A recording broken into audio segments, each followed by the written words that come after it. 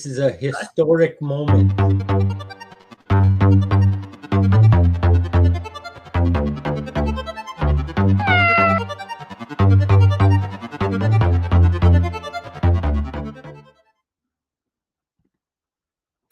Hello, everybody. Oh, got on the wrong layout, guys. Especially the body. Greetings to you from the land down under and Texas and Iowa. It's good to see you, brothers, once again on the Cat Show.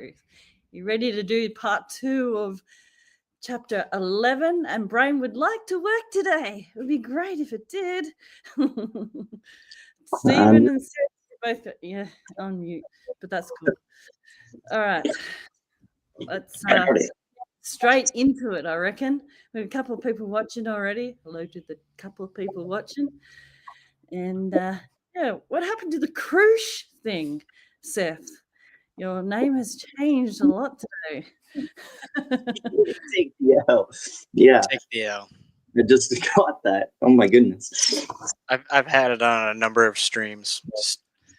Okay, I've not seen it before, actually. Every web browser has a different name every time I sign in. Yeah. So yeah. this is the Firefox version. Take the L. So you're all excited to get into Gentiles grafted in. Absolutely. Yeah. Okay. We got a lot of mic echoing going on. I don't know where. Yeah, I don't think it's me. I can mute myself whenever. I asked. It's funny you say that because I asked Tony before the stream. I was like, "Can you hear echo?" But maybe it's like more than one that causes it. Okay. Blame God. Let's do this thing. Right, Romans 11:11. We're up to. I'm saying then, do they not trip that they should be falling? May it not be coming to that, but in their offense is salvation to the nations, to provoke them to jealousy. Now, if their offense is the world's riches and their discomfort the nation's riches, how much rather that which fills them? Now to you am I saying to the nations, inasmuch as indeed then I am the apostle of the nations, I am glorifying my dispensation. If somehow I should be provoking those of my flesh to jealousy and should be saving some of them. For if their casting away is the conciliation of the world, what will the taking back be, if not life from among the dead? Feel free to continue on for the reading, so I'm not just yabbering on. Anybody? Yep. Now, if the first fruit is holy, the kneading is also, and if the root is holy, the boughs are also. Now, if some of the boughs are broken out, yet you, being a wild olive, are grafted among them, and became a joint participant of the root and fatness of the olive. Be not vaunting over the boughs.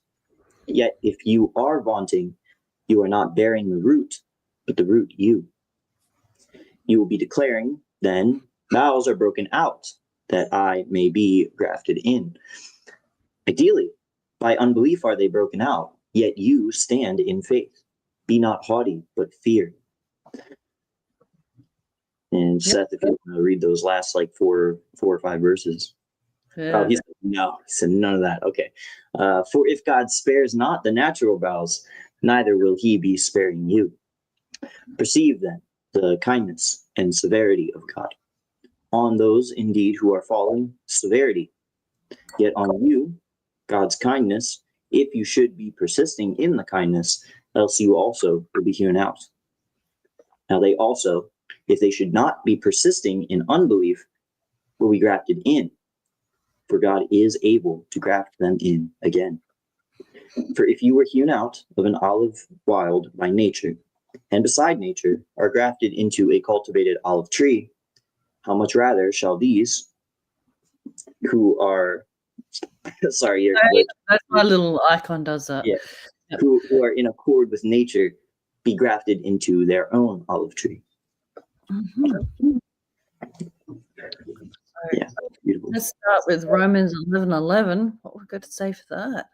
I'm saying then, do they not trip that they should be falling? May it not be coming to that, but in their offense is salvation to the nations, to provoke them to jealousy. Yeah. So as we talked about in the last video, this chapter 11 is really dealing with the conciliation of Israel. It concerns not their justification, but them being drawn in and saved.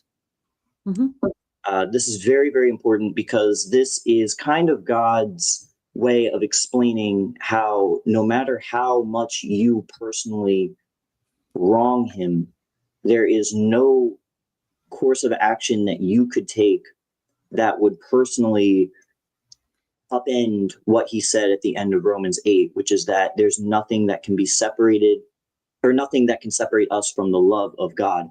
And that he is working all together for the good of those who are loving God. So, of course, the objection would be, well, great, that's fair if you're just talking about Paul's evangel, but at the same time, what about all these Israelites who were promised the kingdom, who were very clearly loving you? There's clear examples in the Old Testament, Esther, Mordecai, Ruth, Moses, Elijah, all the prophets, what about their place in the future? Are they not going to get what they were promised because of this new evangel that Paul brings? And that led Paul into the giant discussion about Israel, his brothers, according to the flesh, in Romans 9 through 11. So he's showing in this broad argument that if he can reconcile even the worst of Israel, the most stubborn and big-headed of Israel, then he can very much deal with our problems in the same way. He can very much solve everything. So that's why when he gets here, after spending the first few verses here saying, hey, they're not going to, even the way that he words his question, do they not trip that they should be falling? Well, no, of course not. Bite me is his answer. Once again, he doesn't say that his brothers, according to the flesh, will fall in this sense. They will not be permanently discarded. That word fall in Greek is used a couple times, even in this passage, and we'll deal with it in just a sec. So who's jealous here? Exactly. Who's talking about? Who's the jealous ones? Oh, Israel. Israel, they're realizing that they're not getting the blessing that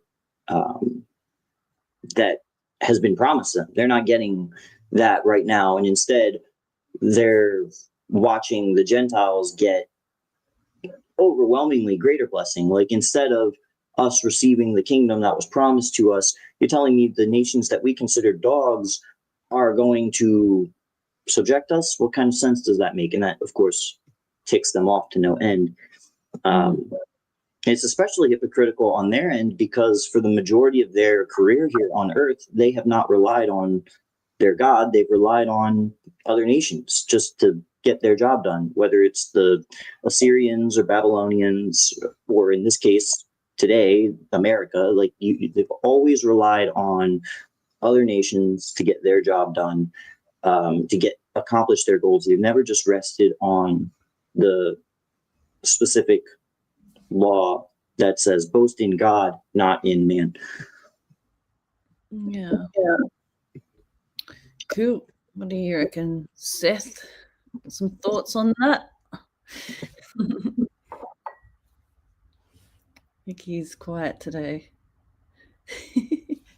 Do you want to go into the next verse? Not yet. I kind of want to look up that word falling because we saw it when we just read it. Word fall. It's I'm trying to find it in the concordance here. I think it's pipto, Greek, and it's meant to mean exactly what it says. You fall down.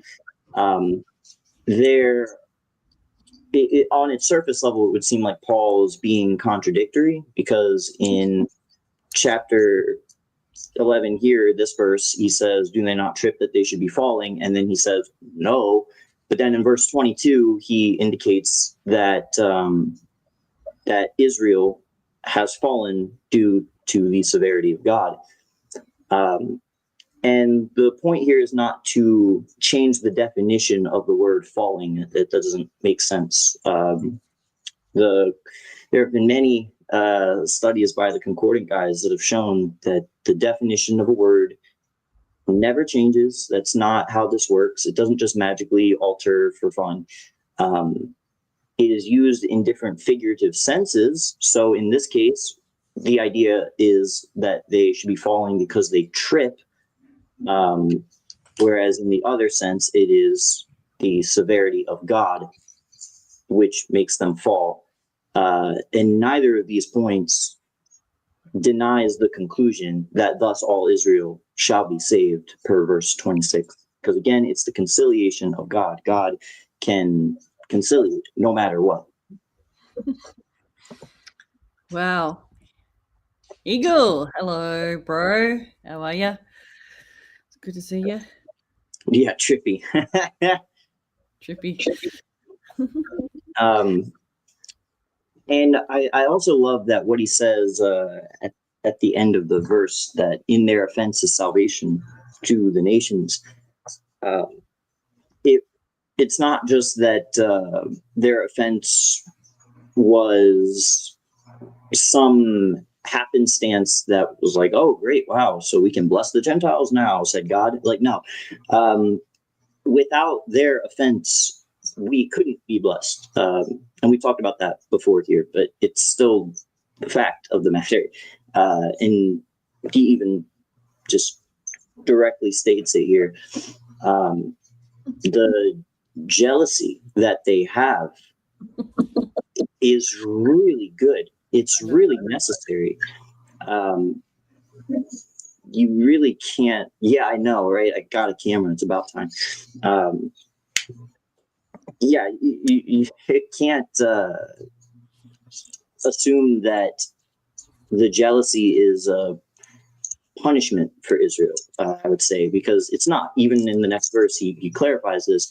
Their discomforter is ultimately much rather their riches. It will rebound on them. Because if they're jealous, it is proof of God working. It is proof of God accomplishing what he says I'm going to do with my nation. And that involves humbling them. That involves that, like, there's the negative aspect of human nature, but without that negative aspect, the proof that God is working cannot be properly conveyed. So yeah, I think it's actually very beautiful that that they are getting jealous, because it shows that they have the conscience. They recognize, like, oh wow, we've been relying on all these nations for so long, while simultaneously and in a contradictory sense, while also treating them like dogs. So now God's saying, okay, well, I'm going to deal with them. What about us? It's going to humble them in the long run. Still hasn't, not after 2,000 years, but that's what the Revelation period's for. So It's this whole chapter is so complex. Like, it's just so much to take in, isn't it? I reckon. You guys see the definite article symbol next to offense? yeah, it's beautiful. What might be the offense that Israel committed that would bring the nations in? Oh yeah, man, that murder, that casual murder. Yeah, killing the Son of God. That might be a blemish on the nation of Israel, not believing that their Messiah truly was who he said he was. Yeah, I'm glad you pointed that out. Yeah, that's what I've been dwelling on, because the rest of it is like, Israel, they're gonna get pissed off that the favor of God is on us. Who gives a shit? I don't care. I'm not under law. But then it comes to the offense. And Yeah. it's one thing to kill somebody when you're not under law. Thank God for not being a Jew. It's another thing to kill the Son of God. So, Mm. you know, if that's what it took to bring the rest of non-Israel into God's favor, Mhm. then thank God that Israel screwed up. Yeah. It's like Stephen was saying about Israel continually looking for their Messiah. They're looking for the king to rule. They're looking for someone that's going to carry them through. And instead of relying on God, they relied on how they looked, how they sounded, how they acted, how they could lord it over the other nations and rely on them to, pay the taxes or whatever it was. So, and it says, but in their offense is salvation to the nations to provoke them to jealousy. So not only did they screw up, but their screw up ends up fulfilling the promise that God gave to Abraham that all the nations would be blessed. And it is a major spiritual slap into the face of all of the the called out ones of Israel for The leg. it's a smack in the face for them to be told to do the law, not for the whole duration of their existence, but Moses onward, and then for them to try and try and try and try and fail, obviously, because they had built themselves up. They hadn't really put God where he deserved to be, though their idea of him didn't change where he was. And then God, in his high thinking, even in his stupidity, could bring and does bring in the rest of humanity through them pissing away their expectation for now. Absolutely. I totally agree. It's interesting, really, that this is a whole passage about peace God has established, and it could only center from the the offense. Um, this offense, because we know from Paul's evangel later, he'll say it in Second Corinthians, that God is conciliating the world to himself. He's not reckoning their offenses to them.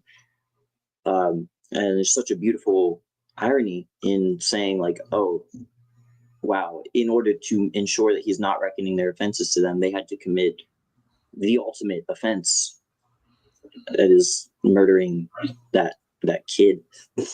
Um, so and it's not like, it's not just an isolated passage. It's going to be all throughout this section here that shows that even this offense, like, the only reckoning that God's taking of it is going to be through the way that he's provoked in the final 7 years. When that happens, it's going to be up and done, and then the kingdom itself is actually going to happen anyway. So that with that king that they were so set on murdering. So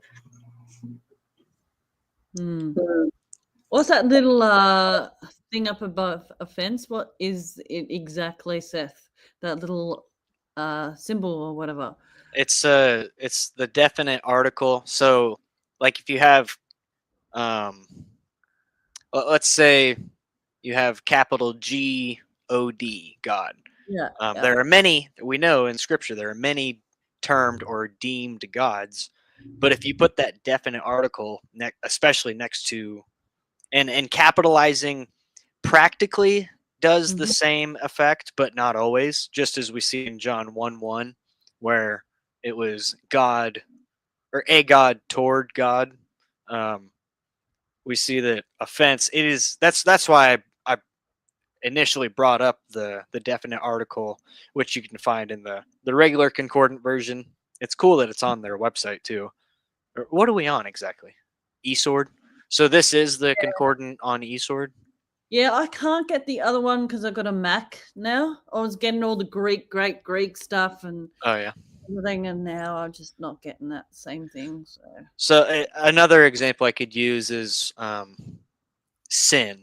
Like if you capitalize the S on sin, it is all sin. It's the sin. It's it points towards the just like the status of what that word entails. It's not just any offense, Yeah. like It's Stephen pointed out. Yeah, it's not Moses getting drunk. It's not you know you name the offense. It's not Adam transgressing against God necessarily, but it's the offense, which is killing the Son of God. And I wasn't gonna be so sure about it when I brought it up, but then I thought, what's the one act that Israel committed that definitely brought the nations in, and it is denying their Messiah.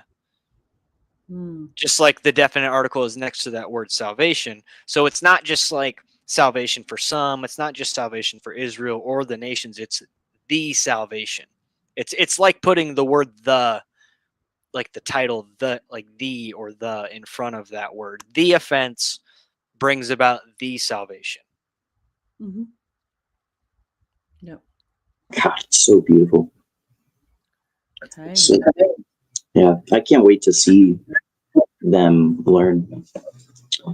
It'll be beautiful. Yeah, for the people who pretty much have run the world for since they've run the systems since their inception, and they're going to learn righteousness not through their works, though for a time they will be obeying God and being able to fulfill the law. That's cool. But even after the 1,000 years, Satan is released. He's gonna go delude the nations again. He's gonna deceive them. So it just shows you how works really, apart from Christ's works, our works really don't mean shit. No. They don't hold weight. They don't convince God, oh, these are good people. No, it's like I made a bunch of crappy people who only could obey me because I put it in them to obey me. And that's why for the 1,000 years, he's not gonna shy away from letting you know who is Israel or who is his people. He's gonna write it on their foreheads, and it's gonna glow out of their skull who they are. That's pretty epic. Yeah. So what verse were we up to? I can't remember. 11, 12. Yeah, we needed a whole verse in. First 2 verses in 22 minutes. That's the efficacy of Christ's cross. It's worth talking about. Yeah, absolutely. That verse 12 is beautiful as well. That word, that which fills them, that's pleroma in Greek. It's complement. Just like every other use of it, it's just used in a different idiom here. But there is Israel. There at the very start of the sentence, their offense is the system's riches, and their discomfitor.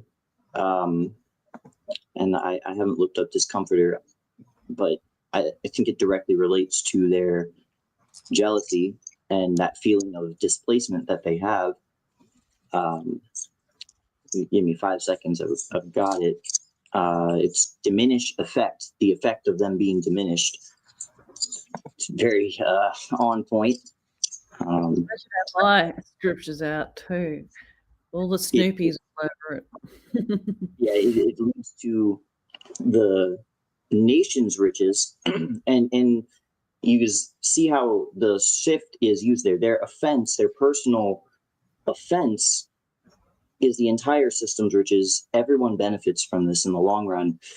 But then at the same time, their specific discomfitor, their specific Israel specific feeling of, oh man, I'm made low now, and I'm being sidelined by God with no immediate future fulfillment of my expectation to have this kingdom, is our riches. Because while they're feeling that way, we get Paul's evangel. And any who God wills to apprehend Paul's evangel gets Paul's evangel, which is beautiful. So when you get around to that which fills them. You get the first compliment in this passage. There will be a compliment of the nations later on in this chapter, but here it's compliment of Israel, where she'll be fulfilled with the advent of her kingdom. She will be completed. God will follow through on everything he promised for that nation. He says, look, how much rather, if this offense helps the entire system, why would Israel magically be excluded from it? Because they hurt our feelings by killing God?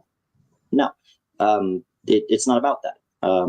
It doesn't change the fact that God is faithful. As we even read back in Romans 3, God is faithful. He will accomplish what he set out to do. He's not silly. He knows how to do the saving part and the teaching part and the growing part of the day. And to deny that is not a slight on, any of us. It's more so a slight on God than anything. So I looked it up, discomfiture in the Concordant, Literal New Testament, and it's got diminish effect.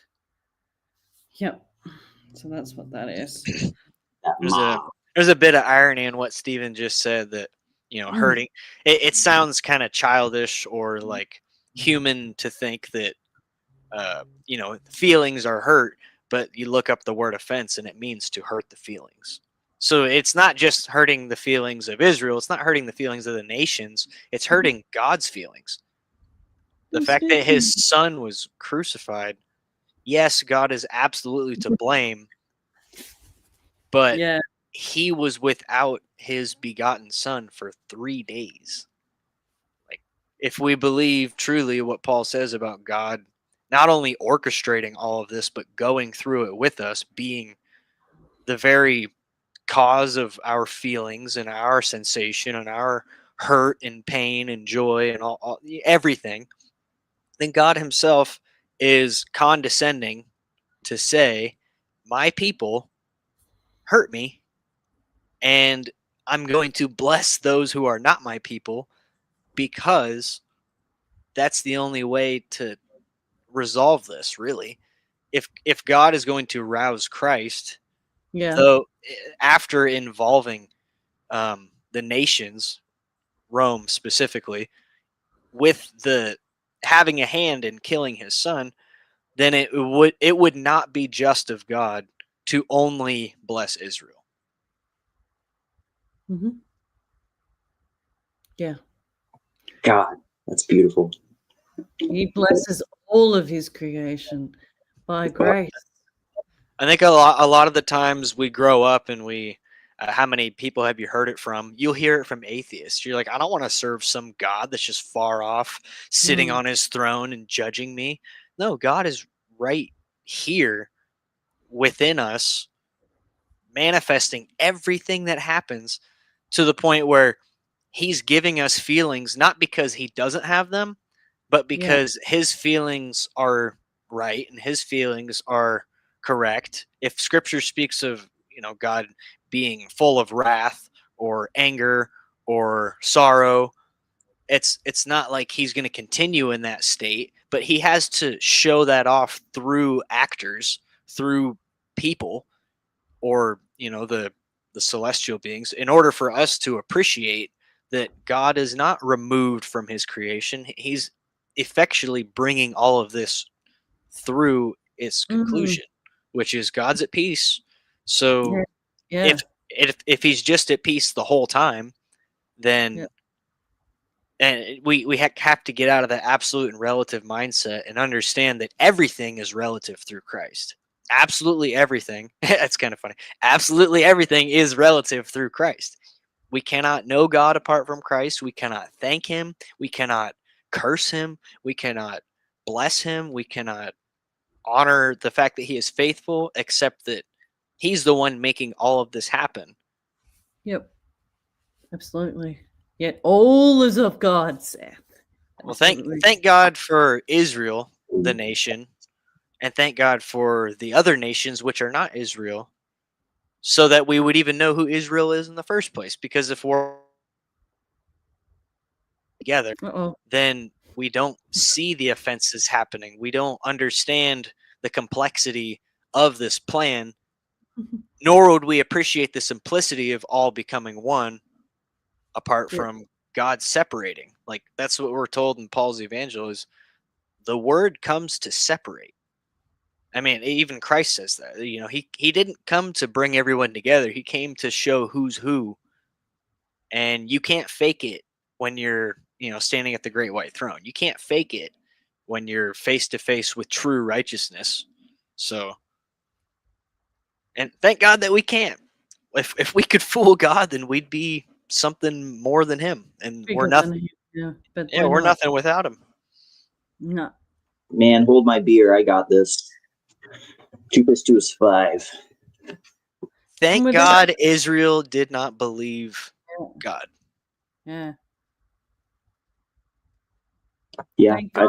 agree. You know what? Thank God for sin, because without sin, Christ couldn't do what he did on the cross, and we wouldn't go through this grace period. And thank God for sin. Yeah, if there's no sin, then we can't realize just how beautiful and precious Jesus is to his Father. Can't see the contrasts either. Definitely. All right. So do you want to go on to 13? Happy to do that. Now to you am I saying to the nations, inasmuch as indeed then I am the apostle of the nations, I am glorifying my dispensation. If somehow I should be provoking those of my flesh to jealousy and should be saving some of them. Heck yeah. God, I love this. This is literally one of my favorite verses. Verse 13.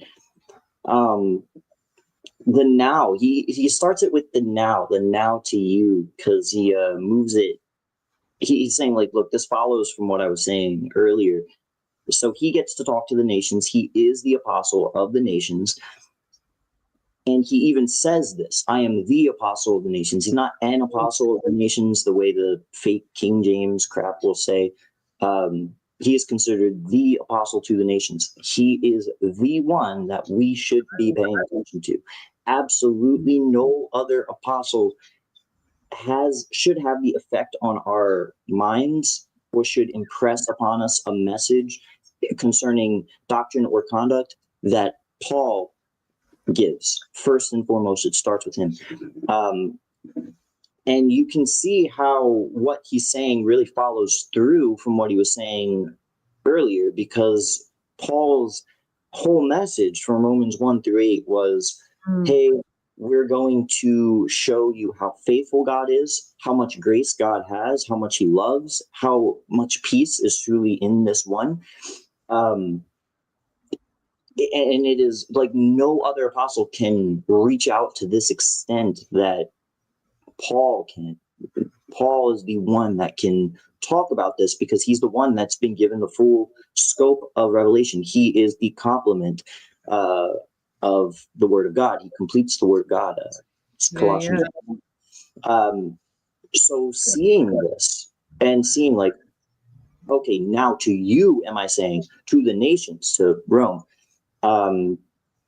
I am the apostle of the nations. And of course, I'm going to glorify in my dispensation. Why? Because my dispensation is the only dispensation that can even talk about the duration and extent of Israel's blindness, because all the other letters and scriptural notes are to Israel directly. So you can't get the same scope. You can't get the same benefit of the full breadth of revelation that you can get from Paul. Paul is the main guy.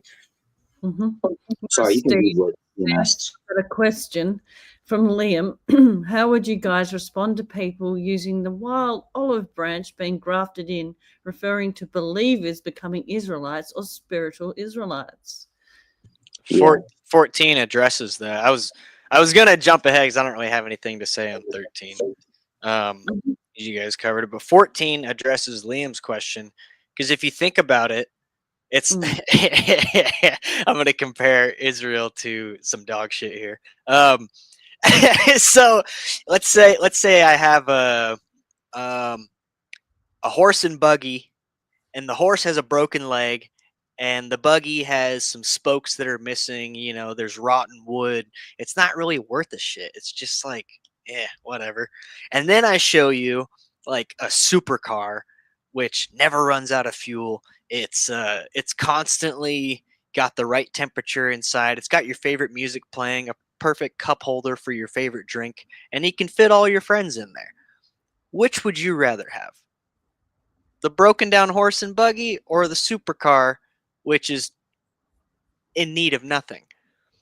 If we had, and this is concerning Romans 11:14, if somehow I should be provoking those of my flesh, Israel, to jealousy and should be saving any or some of them, the point I'm making is it's one thing to be born an Israelite, which you have to literally be born an Israelite. And then Sean had a comment of like replacement theology. It's better than that. It's replacement theology on steroids. What Paul is saying is, I'm calling some Israelites out of their Israel calling and into a better calling, which is the one that he's giving to the nations, which is to be members of the body of Christ. Would you rather be an individual and a member of the body of Christ, or would you rather just be part of the whole lump sum of Israel? Would you rather be known by God specifically or just grouped in with a nation? Like the I don't even know how to relate this on human terms. Like, it's like if I give you a penny or if I give you the deed to the entire intergalactic system. Like, one is obviously worth more than the other. And look at Paul himself. He's the prime example. He was called out of the Israel calling for something greater. So it's like replacement theology is kind of funny, because if you look into that doctrine, it's pretty much saying, God's done with the Jews. No, God is not lack concerning his promises. He's going to fulfill Israel's promise to rule over the nations for a time. And just as we know about ruling and reigning, it has to come to an end. Otherwise, we can't really become all in all. So if you look at Paul, he's the first, and he's the prime example of being given something great and then being shown something greater. So yeah, I agree. If you want to downgrade yourself and go put yourself under law, go ahead. But that sucks, and that's like, I don't think you're gonna have as much joy or happiness or expectation. You're not gonna have as much expectation. Do you want just the earth, or do you want everything? I would also add, I'd say, like, two major points to what you're saying. Both of them are very practical. I'd say on the one hand, and this relates back to what Liam also asked. We've been covering from chapters 9 through 11 the nation of Israel. I stress the nation of Israel, not individuals in Israel, the nation of Israel as a whole. So for Paul to just suddenly drop that context and suddenly jump into like hyper specific individual believers all over again is inconclusive. It doesn't make sense. For him to do that would be contradictory. When he's breaking the vows off, he's not breaking them and putting individual believers in there, people who already believe, because that's a false assumption that a lot of the replacement theology likes to make. But it's not about that. It's about specifically the nations. The nations as a whole are being brought to the forefront of what God is doing. When the complement of the nations are entering, even as Paul gets into at the end of this section, thus all Israel shall be saved. Then he will still follow through on the promises that he offered to Israel. As it stands, the nations as a whole, it doesn't say but only believing nations and but only believe. No, it's not about belief or unbelief here at all. It's about the peace that God has with all. So he puts all of the nations, grafts them all into this olive branch, and that is far more in line with what Paul's argument is here. and where he's going than anything. So for starters, just like keeping that broad context in mind is more than enough to dismiss the spiritual Israel crap. But second, it's also just noting that Paul's whole evangel is completely different than that of Israel. At the end of the day, Paul tells us that if we're receiving the justification and the conciliation, we're reigning in life with Christ. We're not being subject under that kingdom. We're running it. We're going to be ruling that kingdom. There's two radically different spheres in view here as to where Paul is going, in contrast to what Peter's saying. Yeah, they don't need replacing. We are. I can't even say that this passage is saying that we're grafted into God's family, because it's not about believers or unbelievers. It's just about the nations as a whole. This is God's current discussion, his current place where he's operating. He's operating with all nations, not operating just with believing or unbelieving. It's just focused specifically on the national scope. It's not focused on an individual scope, which, I think a lot of us just skip past to begin with. Like, people will think like, oh, you just like individuals are being grafted onto this olive tree. But it doesn't track with the scope of what Paul's saying here, like the entire context. Yeah. Lots to take in today. I'll have to watch this back just to hear what you guys have got to say. You're very good at addressing this chapter, more than I am. Just saying. But I'm learning as I go. So Yeah, you suck. You're supposed to Love say, you no, too, you bro. suck. Love you too, bro. No, Kat, you're supposed to say, no, you suck. No, I'm too nice. I'm too nice a person to do that. Ace brings that up all the time. That's like the default Christian position is, you suck. No, you suck. You suck. No, you suck. Romans can be complicated. What's that? Romans can be complicated, especially when distinguishing between the two evangels to new people. Yeah, I agree. I found at a certain point it's best to just, like, I've even offered people, look, I'll take you to a coffee shop, I'll get you a coffee. Let's just chat about Romans for an hour. Let's go through Romans in a proper translation. Let's see what we get. Let's both play stupid. Let's pretend we've never read the Bible before. We have no idea what's happening. And let's just read Paul and see what happens. And it's very effective. If people, like, more often than not, it'll get people like thinking about it. Even if they don't come to agree with what I'm saying, they'll at least go, whoa, I've never heard this before. Like, we're talking about, you're saying I'm alive right now. Like, I'm joined to the spirit of the one that gave up his spirit to his God and Father at the cross. Like, that's crazy, Yeah. And then to then turn around and have the gall to say, oh yeah, but Israel will get their blessings. It'll be after us now because they've forfeited that rank. But hey, it'll happen. It's a lot to recontextualize for someone who might have been inundated by Christian dogma for most of their life.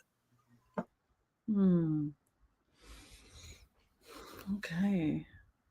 So, can we continue on to 15, 16? Happy to do that. For if their casting away is the conciliation of the world, what will the taking back be, if not life from among the dead?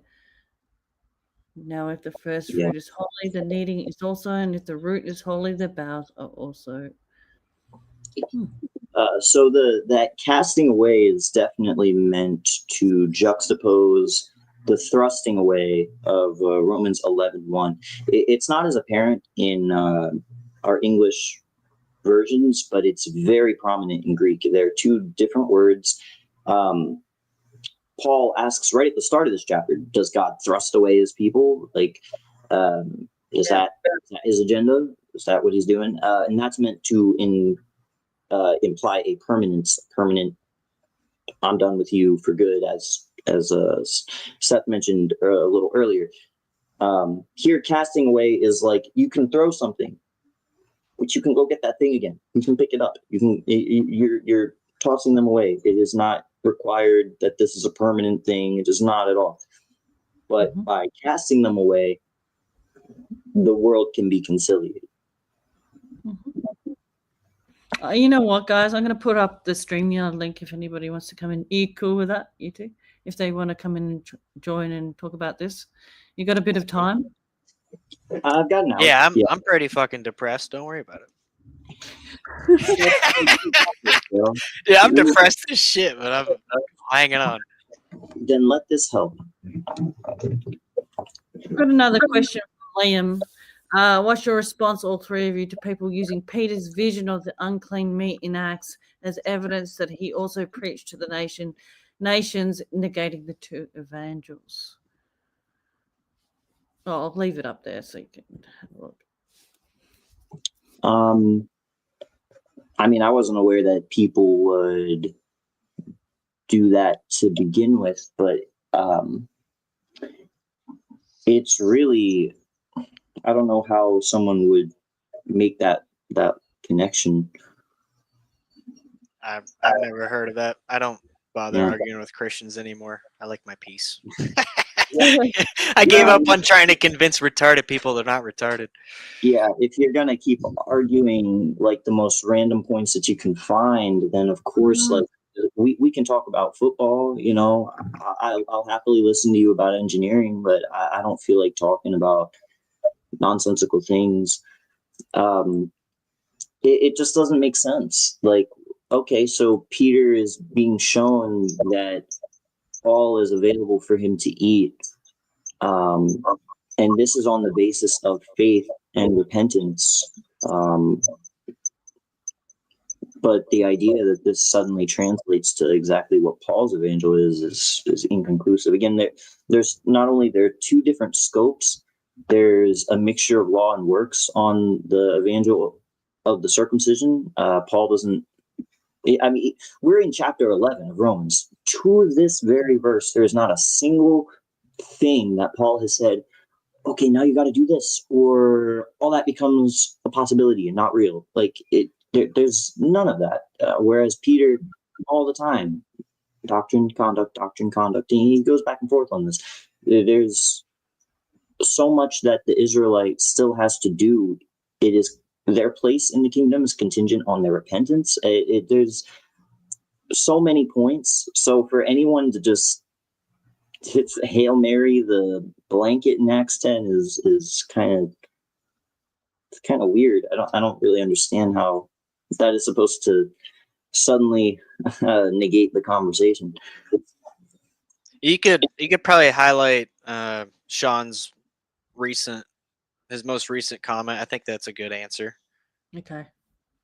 Which uses Paul in order to answer that question. I know and am persuaded by the Lord Jesus that there is nothing unclean of itself, but to him that esteemeth anything to be unclean, to him it is unclean.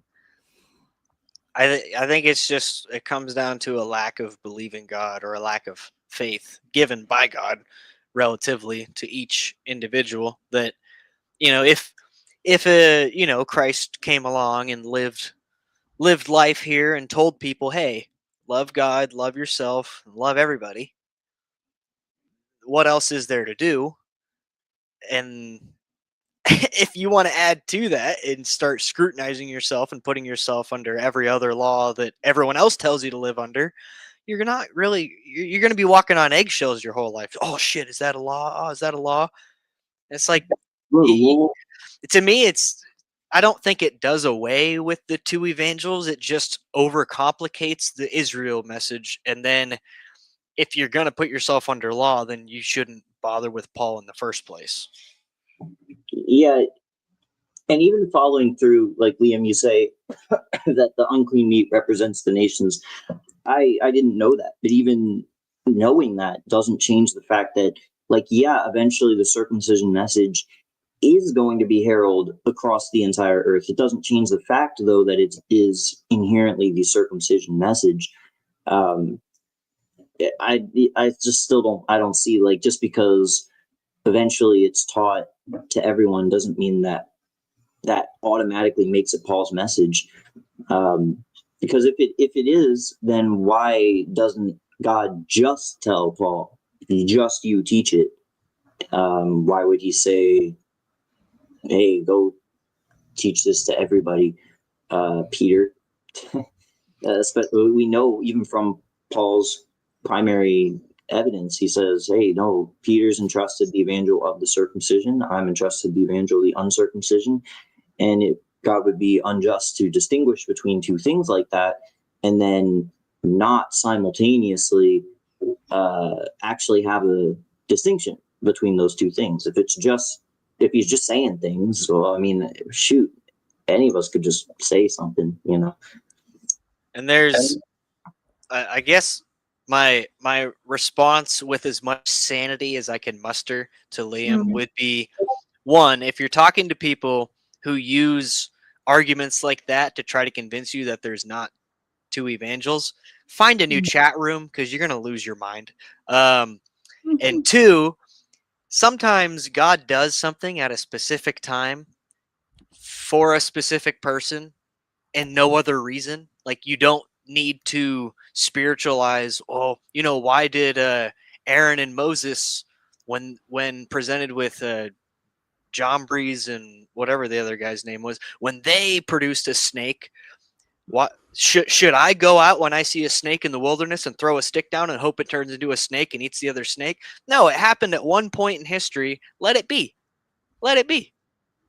If we, if I got all of Egypt behind me trying to kill me, do I need to go to the Red Sea and try to part it? No, it happened at one point. Let it be. If what's his name, Peter? If Peter was confronted with a sacrificial meat that wasn't necessarily to his God directly, that's one point in history that it happened. And was it Sven that said maybe God was preparing Peter for something that he would come into, dealing with it? And I'm guessing, is Cornelius of the nations then, not an Israelite? Who's Cornelius? Cornelius. I don't know, but my advice would be is sometimes in Scripture something happens one time and it only needs to happen that one time. You don't have to try to figure out how it fits into every aspect of every detail of everyone's lives. It's just like, it's history. It's told to us. And as we've learned with dealing with just about anybody, you can complicate anything in Scripture, but if you just believe God and go, oh, Peter was presented with unclean meat one time, but God told him it was clean. That is just one point in history. We don't have to like try to connect it to every other portion of our lives, or like I said, keep your sanity. Just get into a new chat room, because Christians will try to over spiritualize anything. Yeah, they don't believe God, so they have to reason. Yeah, we're definitely at a point in time where there's so many different schools of thought that permeate the discourse at this point, and hardly any, while this is happening, are sticking to a pattern of sound words, which is why it's easiest just to start with, like, hey, there's a lot of mistranslations in these versions. I'm using this text that clearly sticks to the oldest manuscripts we've got and doesn't translate the same word in 12 different ways when it's convenient for it, thus limiting and restricting the translators from their personal biases. So let's read from this and see what we get. I mean, I just find that to be such a more like honest, direct way. I try not even to talk to people who are big on the theology anymore. Like, it just, the preterists of the world who will take this verse to mean that exactly like what we were just talking about, the replacement theology. Well, he's permanently set Israel's side. But then they'll argue that it's not replacement theology because of this hyper obscure passage in like Isaiah 40. And then if you call them out on that, then they'll act like, well, it is sort of replacement theology, but not really though. You know, anything to just keep the passage from being read literally. So it's just easier to talk with people who don't really have skin in the game either way, and are more so just want some peace in their lives and go, hey, I just want facts. I just want to like know what the hell's going on, and what is God doing? Well, what God's doing is saying, I promise I'm going to finish what I started with Israel.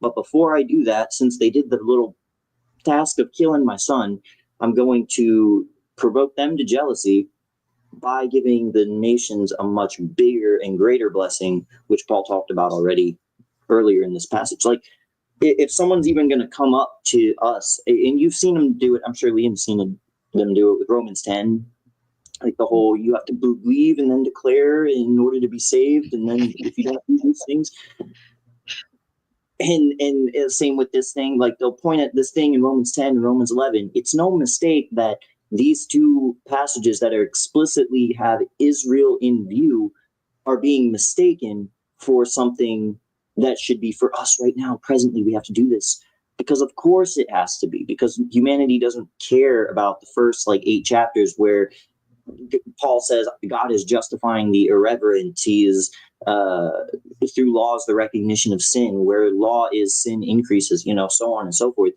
All those passages skip right over. Let's jump into the middle of this passage when we haven't studied the structure. We don't know what's going on, and let's just like look at this thing and try and figure it out.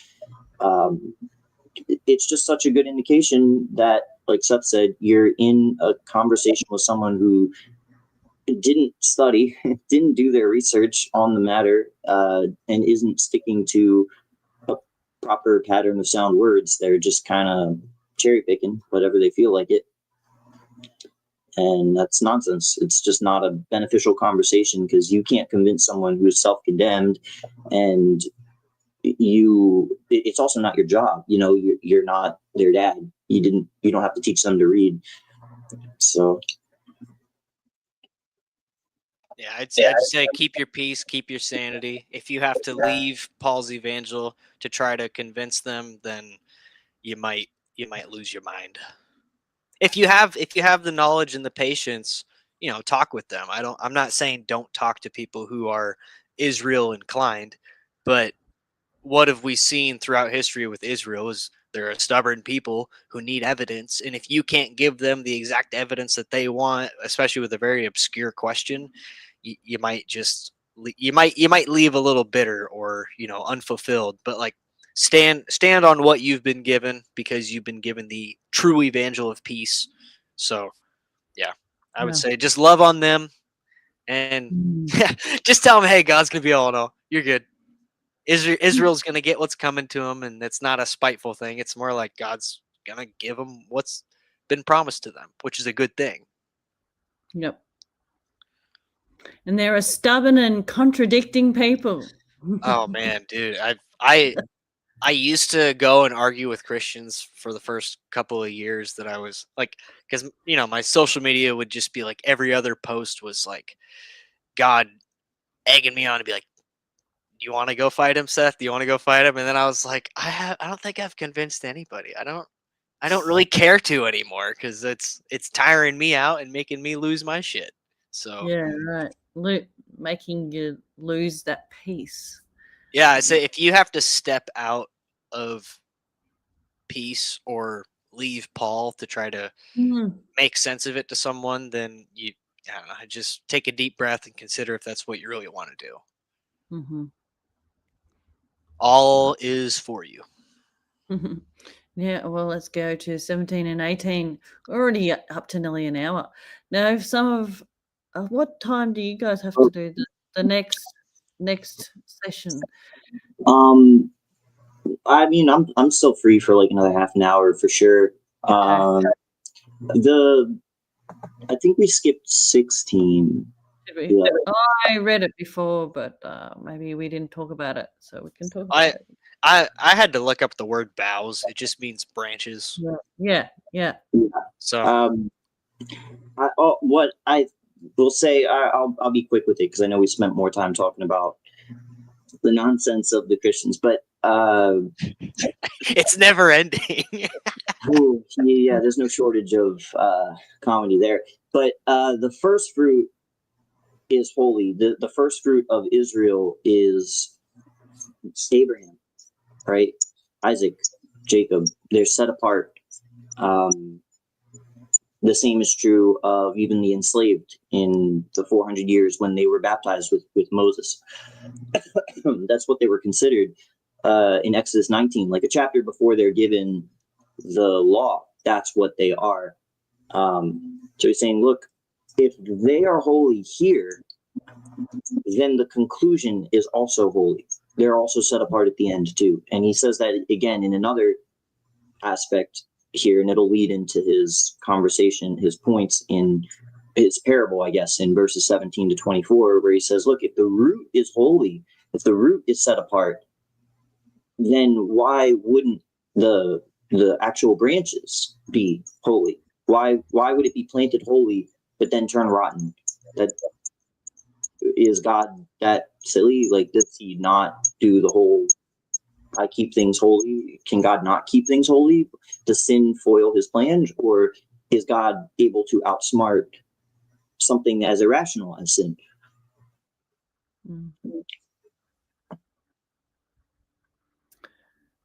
I look up the word kneading, and I mean it's just kneading in English.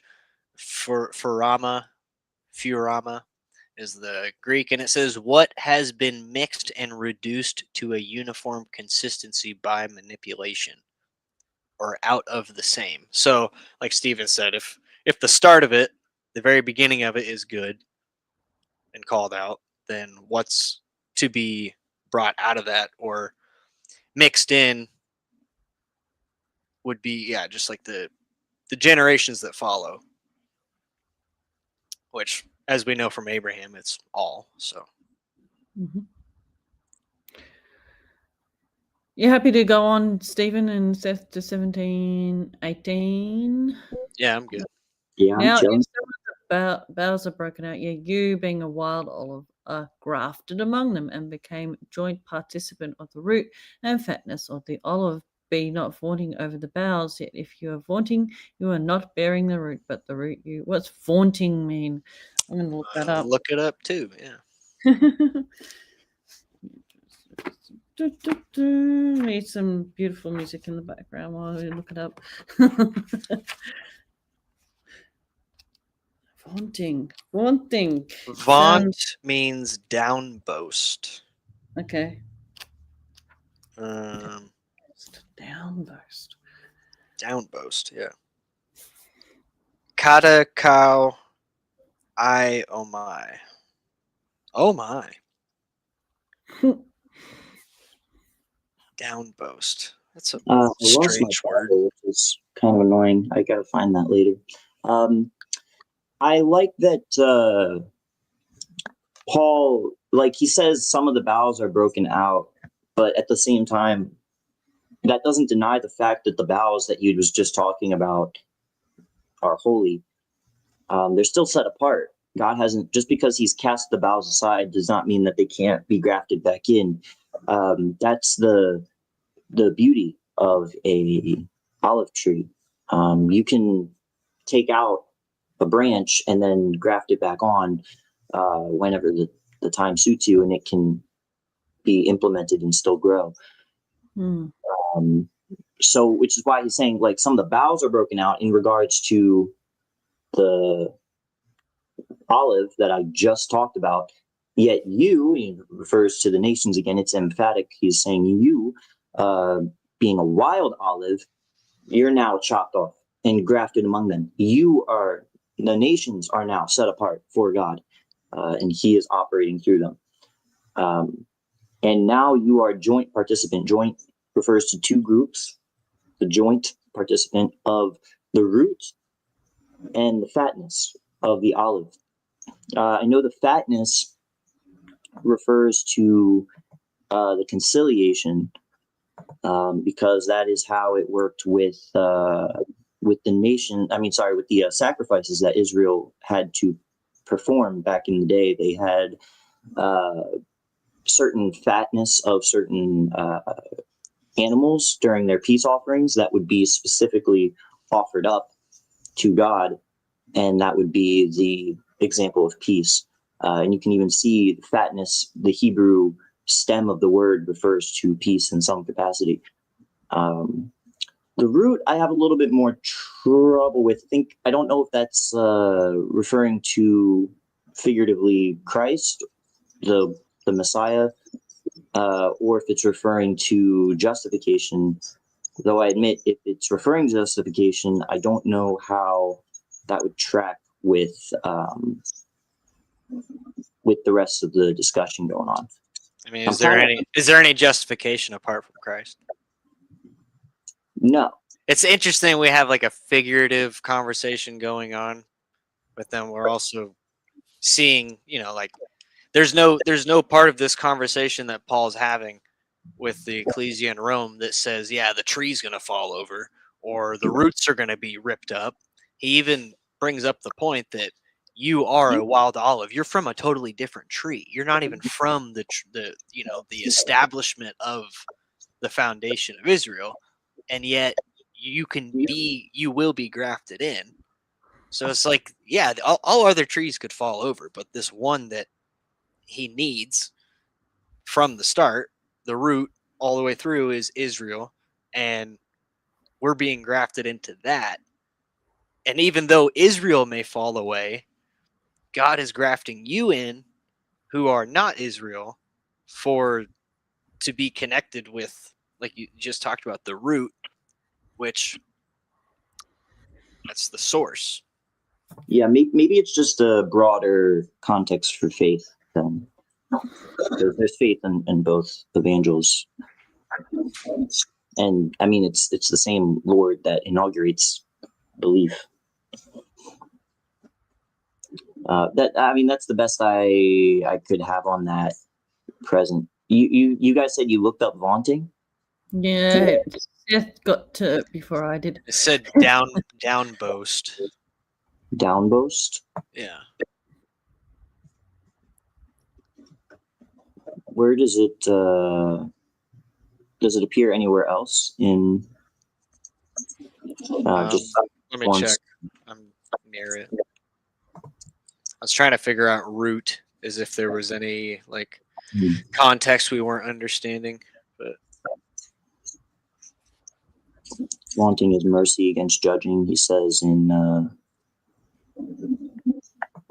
Romans James 2:13. brag is a one-time use in the what's that, King James? I see where that means then. Okay. Boast, yeah. Glory, rejoice, or other words that have been used in place of it. Vaunt.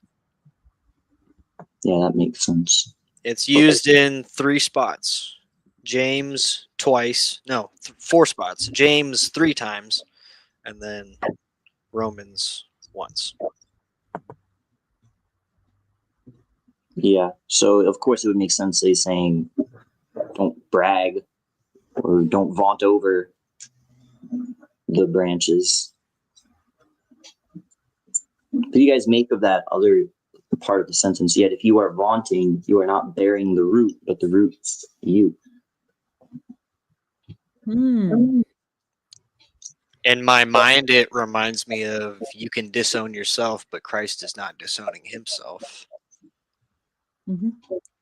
I don't know. It's just what comes to mind is if the source of all of this, if what's holding it down is solid, then who cares if some branches break off? Who cares if some wild olives go astray and fall on the ground to get trampled? I don't like olives. I don't mind olives at all. I can quote a section here from Dean Huff, who wrote a little bit about it. If y'all would like. Yes, a smarter man, please. Yeah, smarter man than all of us. Oh yes, I bet you. Yeah, it says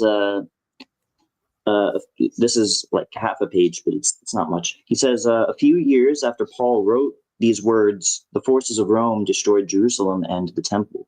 Despite the fact that this was in accord with God's overall purpose, nevertheless, this vaunting over Israel was an offense against God, which would have called forth his strongest indignation in the previous era. Yet not even in this case did he reckon man's offense against him. In 1116, the word root referred to ancient Israel. That sense may still be in view here in verse 18, though new connotations have been added.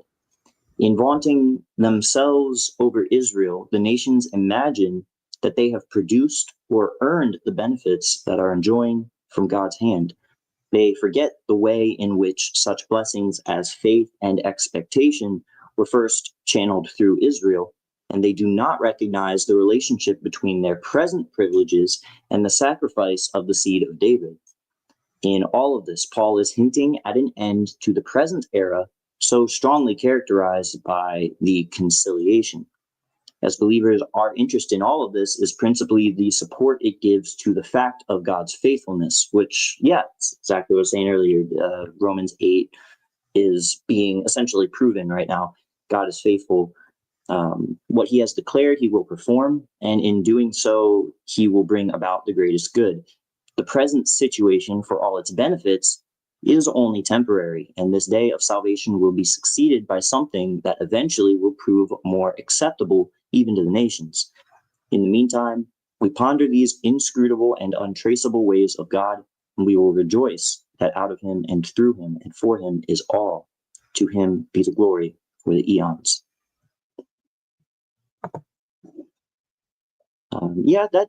That's interesting. I don't think he really dealt with but the root U. I'm not quite sure what that means. Yeah, I was gonna say I don't really have grounds to sound smart here. It just sounds like he only needs one tree to deal with here. He could bring all the other wild olives in and bring it into one tree. No, I think I get it. The root refers to ancient Israel, he said in verse 16, and it would be referring to that in similar sense here. If you are vaunting, if you're bragging over Israel, then you're not bearing them. They are bearing you, which just kind of defeats the purpose. That's interesting. I never caught it like that. That's something worth meditating on before. I was gonna say more, because I didn't get anything from that. That's something that I think I have to work out in my brain a little bit more. But what he said is that in verse 11:16, the word root referred to ancient Israel. Yeah. If we remember, if the root is holy, the boughs are also. Ancient Israel is, ancient Israel, the ones delivered out of Egypt, and they were called a holy nation. So the root is still there, but the branches, the ones today, are being grafted out. The nations are being grafted in. So we are not to vaunt over those boughs that have been grafted out. Okay. Because if we are vaunting or bragging over this, then we're not bearing ancient Israel. We're not bearing that proper mentality, that proper, oh man, we're delivered. But the root, you become subject to the flesh, the fleshy aspect of this, that's kind of where I think that requires some thinking about, but I think that's one of the best interpretations I've heard so far.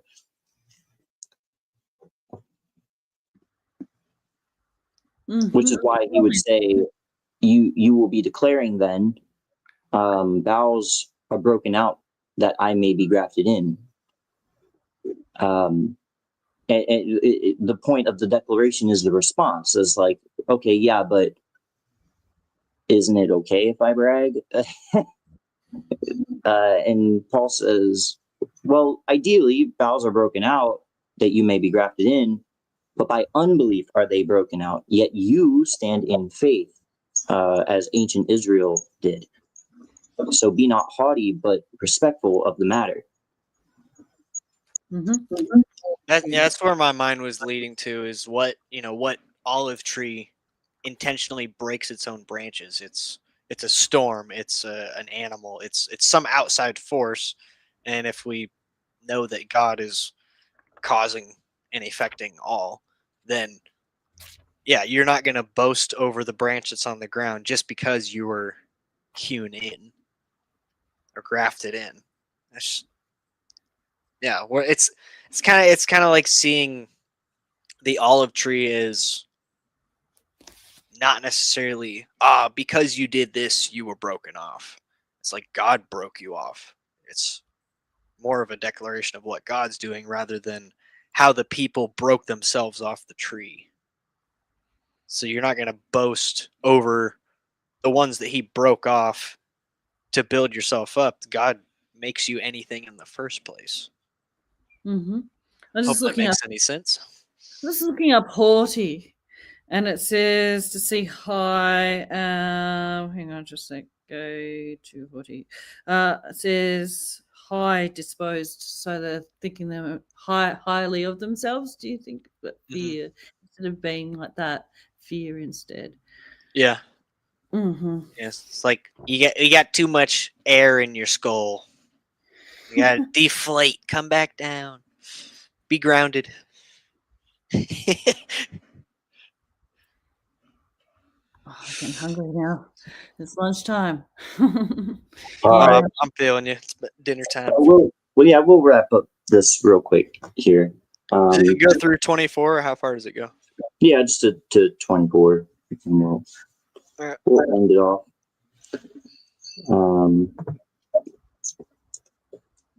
Man, Okay. I'm kind of getting hungry too. For you, it's lunchtime. For me, it's about dinner time. That's okay. Yep.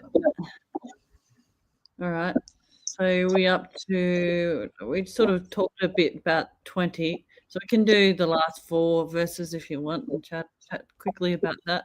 For if God spares not the natural bowels, neither will he be sparing you. Perceive then the kindness and severity of God on those indeed who are falling, severity yet on you, God's kindness, if you should be persisting in the kindness, else you also will be hewn out. Yeah. This is exactly what I'm talking about as to why we must interpret the olive trees here as the national scope, not the individual scope.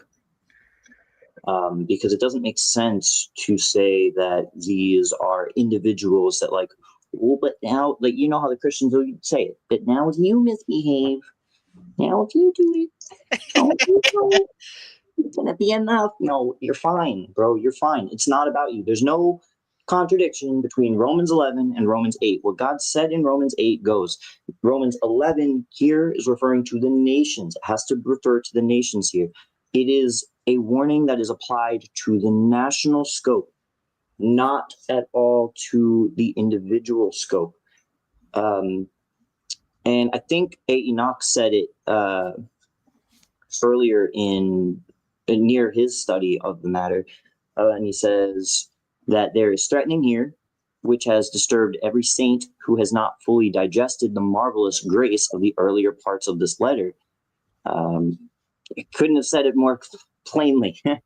It's if you aren't appreciating Romans 8, of course you're going to get scared and terrified by Romans 11.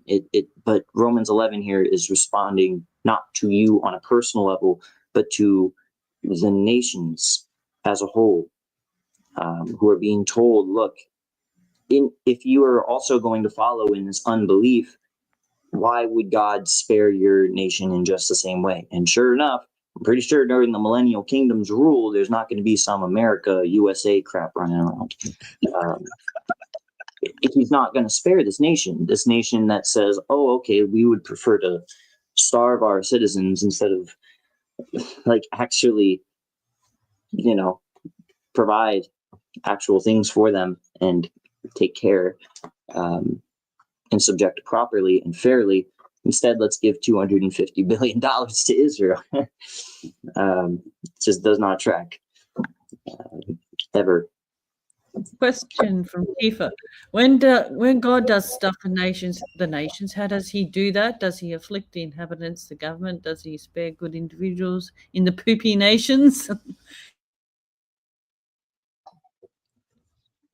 All of that is a discussion for Revelation, the 7 years of Revelation, which concerns the political scope in the first half and then the religious scope in its second half of the central part of the letter. From really Revelation 4 to 11 is the answer to all of those questions. And same with Revelation, like just around the start of Revelation 12, maybe the last verse or two of Revelation 11, all the way to the end of Revelation 19, deals with the individual side. So that deals with it for you, hopefully. Yeah, he's not going to spare these nations. The kingdoms or the cities of the nations will fall. That is a plain statement. Even in Revelation, it's Revelation 16:19. He will not be sparing this stuff. There's absolutely no reason to assume that he would be sparing this place. The whole America is God's country thing is all for show, unfortunately for them, and fortunately for us. And so on. God is going to spare them because it says, for God is able to graft them in again. There you go. Yeah, he will. He is able to graft them in again. That's the point. Actually, before we even do that, verse 22, he says, "Perceive then the kindness and severity of God on those indeed who are falling." Severity, yes, he has set them aside for the time being. This is what I was saying earlier about the definition of that word falling. It doesn't change in a new context, but in the new context, it is contextualized to fit what Paul is saying,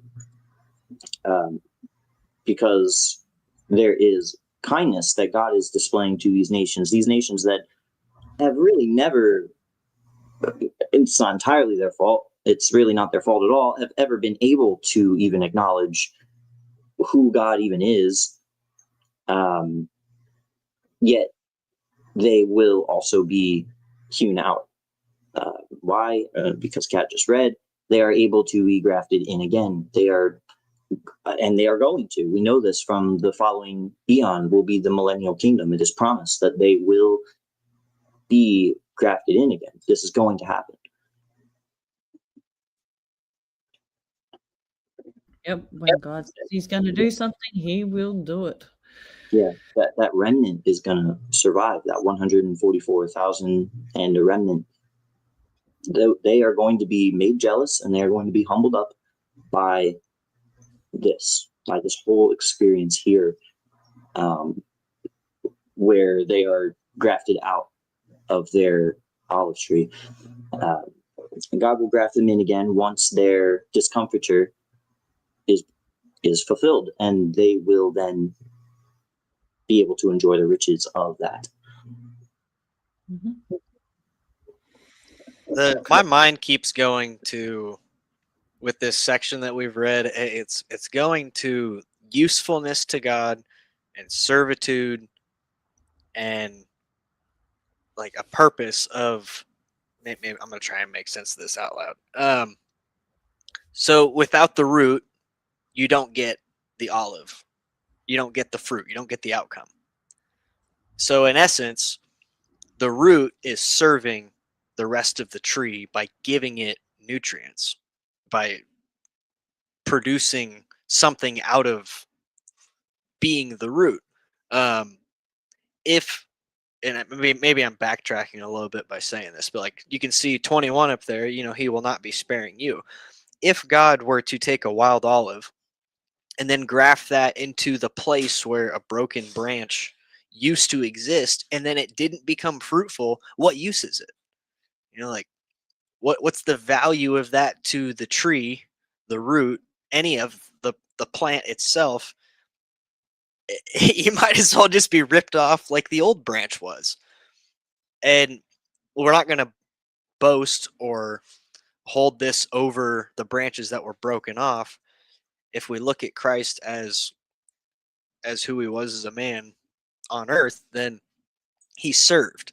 Like, they wanted a king to come and conquer, and they got a king who served, who did what none of the branches could do, what none of the fruit could do. He played the role of the root itself, which served the rest of what is produced. Which, you don't plant a tree, like you don't plant an olive tree hoping that it doesn't produce olives. You want it to produce olives. That's the whole goal of agriculture and farming. And what's the use of taking care of a tree if it's not going to give you anything in return? So my mind just came to servitude of, like, if you're going to serve anyone, you're not going to boast and be haughty and, snuff your nose at them, which is kind of all we've seen in the religious world and we've seen in Israel. So God is making use of something that isn't necessarily the origin of what he started with, but he's making use of all of it. Even the broken boughs, those that are grafted in, the root, all of it. It's useful to expressing the fact that there are nations that are not Israel, and then there's Israel, whether they stay true or not. It's all God's doing. There's no part of the human in this conversation that we've had that is going to change what God is already doing. It's just the result of God affecting all. If God's showing you kindness, are you going to go to your neighbor and start talking shit to them? No, you're going to tell them about the same kindness that he has shown you. That's my rant. I think I've explained it decent enough. I hear God's kindness, so I'm pretty sure you did. Stephen, do you have last words before? Sounds like you're like. Oh yeah, sorry. I just you saw that. I'm like, good Lord, like she's just been blathering for an hour. Like, what are you saying, woman? Mm-hmm. I'm not one to be like straight up sexist in a serious manner, but like, goodness gracious, like when Paul said like women should hush in the ecclesia, if there were ever a moment where I'm resonating with that, it's listening to that woman just ask the most pointless and off-topic questions you've ever seen. Is the love of the truth, is that Carrie? Yeah. Hey, yeah. It's an inside joke to the people who are here.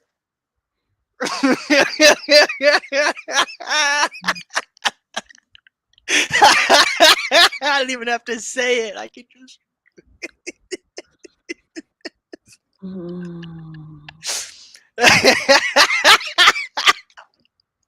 That's good. That's hurting my body. I'm cramping.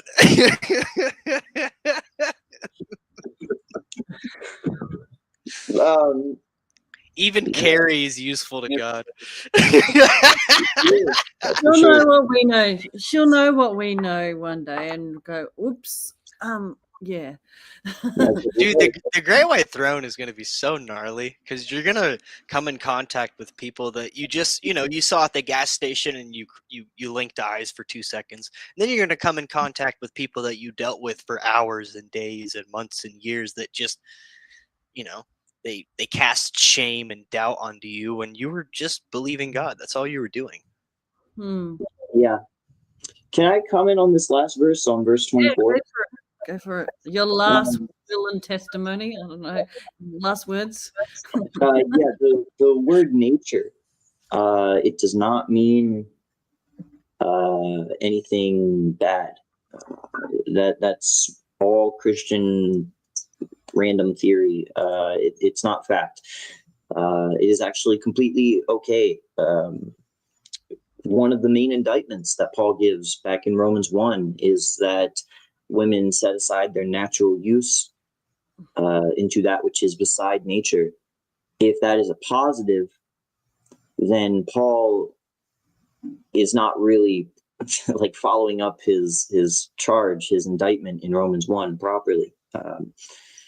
The same is true in Romans 2. By nature, men do that which the law demands. Our conscience is in accord with nature, with our natural place. We're not born or created with death inherently in us or sin inherently in us.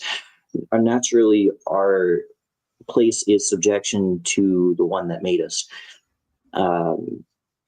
So, and in this case with Israel, we were hewn out of an olive wild by nature, and beside nature, we're grafted into a cultivated olive tree.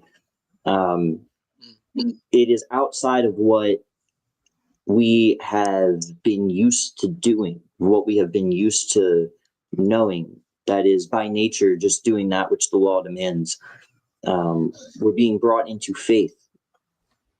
That is a cultivated olive tree, a holy olive tree. That was not something that we were previously used to. So, of course, the nation of Israel, who are in accord with that faith that their root had established, will very much feel right at home being grafted into their own olive tree. As the famous saying goes, you don't know what you got until it's gone. So right now, that stupor that's under them, when it's finally set aside and faith is clear for them, they'll go, whoa, my God, what I've been missing this whole time. I think that's beautiful because, again, it goes right into, I guess, what we'll talk about in the next video, where it deals with the salvation of the entirety of the nation of Israel. I don't like the word mystery, guys. The mystery. Secret should be secret of Israel's salvation, right? Anyways. So I got a question about 24. Is it when he says who are in accord with nature be grafted into their own olive tree? Is that not being grafted into the cultivated one of Israel? Or is that, like, let's say there's one olive tree that is, the boughs are broken off and then we are brought into that. Is there more than one tree in discussion?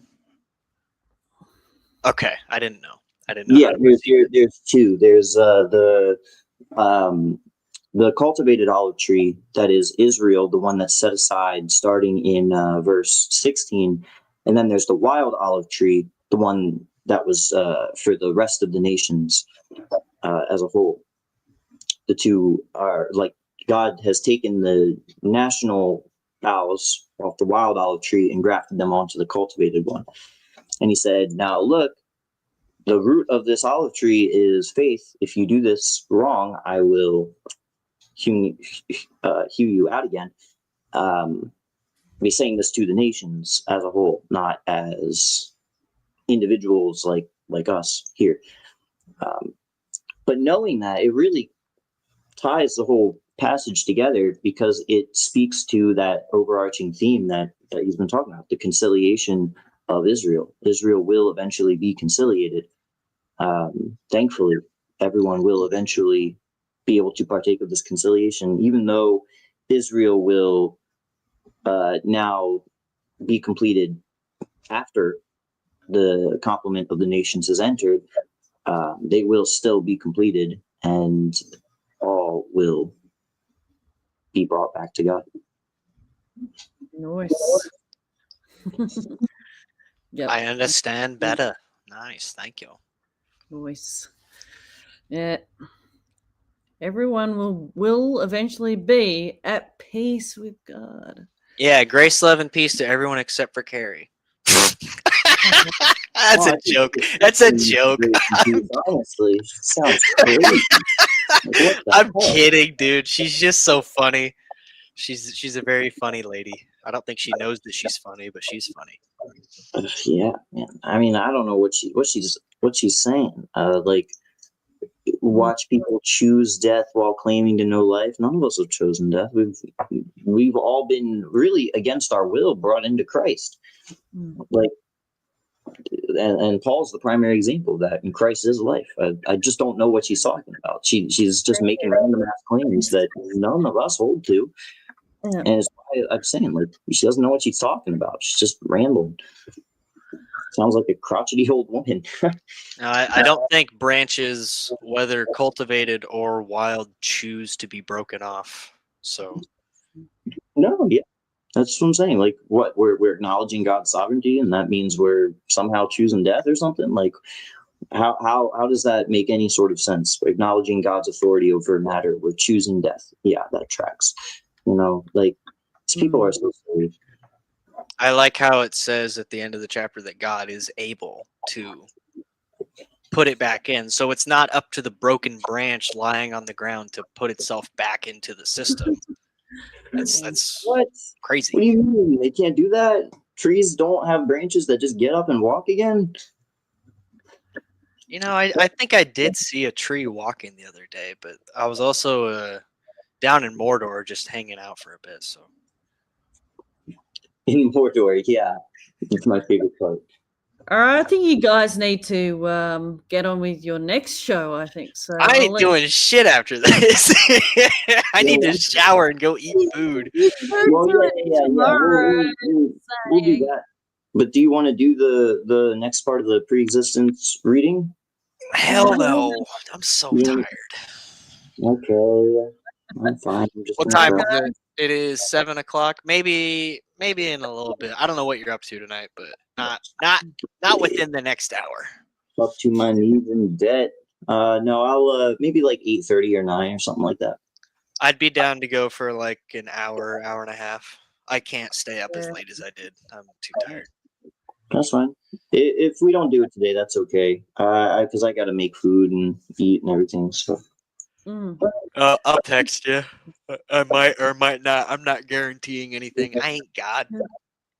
We're going to end this live, I reckon. All right. Thanks, everyone, for tuning in to the Cat Show. Love, grace, and peace, everyone. Especially Carrie.